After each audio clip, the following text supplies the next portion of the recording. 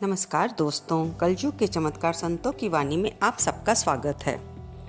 दोस्तों, आज हम सुनेंगे कार्तिक महात्म्य का 16वां अध्याय। आइए देखते हैं इस समय इस अध्याय में नारद जी क्या बता रहे हैं। इससे पहले तक उन्होंने हमें ये बताया कि माँ पार्वती ने विष्णु जी को बता दिया कि जलंधर को भी उसकी पत्नी का पातिव्रत धर्म तोड़कर जीता जा सकता है। अब नारद जी कहते हैं कि विष्णु जलंधर नगर में जाकर वृंदा का पतिव्रत धर्म भंग करने के लिए सोचने लगे।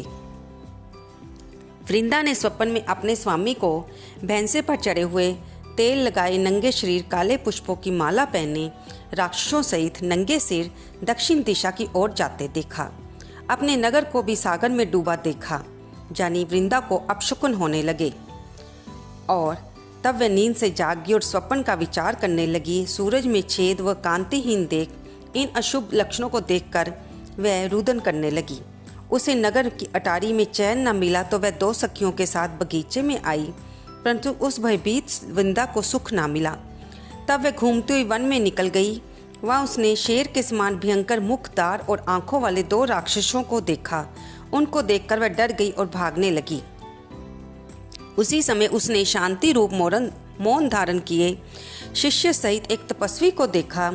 तब वृंदा राक्षस के डर से उस मुनि की शरण में जाती हुई बोली, हे मुनि, मैं आपकी शरण में हूँ, मेरी राक्षसों से रक्षा करें। मुनि ने अपनी हुंकार से राक्षसों को भगा दिया। मुनि की हुंकार से राक्षसों को भागा देख वृंदा प्रणाम करके वचन बोली, हे महाराज, आपने मेरी रक्षा की है, अब मेरी सुनिए। मेरे पति जलंधर शिव के साथ युद्ध करने गए हैं। वो कैसे हैं, कृपया मुझे अपने ज्ञान द्वारा ये बताइए। नारद बोले। मुनि वृंदा के वचन सुनकर ऊपर देखने लगे। उसी समय 2 वानर आए और मुनि को प्रणाम कर खड़े हो गए। मुनि ने भ्रिकुटी द्वारा संकेत किया और वे वानर आकाश में चले गए। कुछ समय बाद मुनि के सामने आकर खड़े हो गए। उनके हाथ में जलंधर के सिर व कवच थे। उन्हें देख वृंदा पति दुख से दुखी होकर मूर्छित हो गिर पड़ी। तब मुनि ने कमंडल से पानी छिड़कर उसको चैतन्य किया और वृंदा अपने मस्तक को पति के मस्तक पर रखकर दुख से रोने लगी।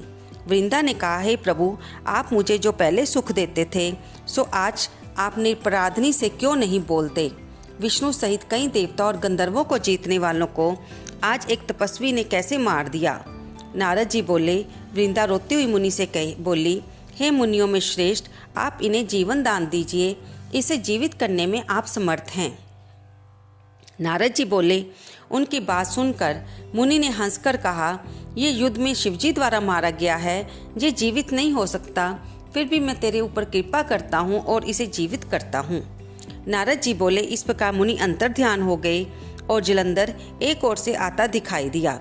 उसने वृंदा को आलिंगन करके उसके मुख का चुंबन किया और वृंदा भी अपने पति को पाकर अति प्रसन्न हुई। वे दोनों काफी समय तक वन में रमन करते रहे। लेकिन एक दिन वृंदा पहचान गई कि वह पति बने उसके पति जलंधर नहीं हैं, बल्कि वे भगवान विष्णु हैं। तब क्रोधित हो वृंदा विष्णु से बोली कि पराई स्त्री के साथ भोग करने वाले तुमको और तुम्हारे शील को धिक्कार है। मैंने तुम्हें जान लिया है। तुम माया तपस्वी रूप धारण करने वाले हो। तुमने माया से जो 2 राक्षस दिखाए थे वे तुम्हारे ही द्वारपाल थे। वे ही वानर राक्षस बनकर तुम्हारी स्त्री को चुराएंगे और तुम स्त्री के दुख से दुखी होकर वन में बंदरों की सहायता लोगे और जो तुम्हारा शिष्य है वह मृग बनेगा। ऐसा कर वृंदा चिता बन कर अग्नि में प्रवेश कर गई। वृंदा को विष्णु ने बहुत रोका, परंतु वह नहीं मानी। इसके बाद विष्णु चिता की भस्म लगाकर वहीं रहने लगे। मुनियों के बहुत समझाने पर भी उनका मन शांत न हुआ। तो दोस्तों, यहाँ पर कार्तिक महात्म्य का 16वां अध्याय समाप्त होता है। इति कार्तिक महात्म्य 16वां अध्याय। आपको ये कथा कैसी लगी, कृपया लाइक करें, शेयर करें और कमेंट करें। धन्यवाद दोस्तों।